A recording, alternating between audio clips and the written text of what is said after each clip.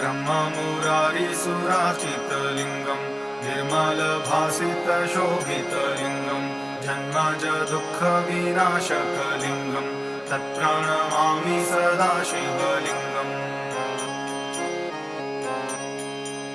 देवमुनिप्रवराजितलिङ्गं कामदहं करुणाकरलिङ्गं रावणदर्पविनाशनलिङ्गं तत्प्रणमामि सदा शिवलिङ्गम्। सर्वसुगन्धिसुलेपितलिङ्गं बुद्धिविवर्धनकारणलिङ्गं सिद्धसुरासुरवन्दितलिङ्गं तत्प्रणमामि सदा शिवलिङ्गम्।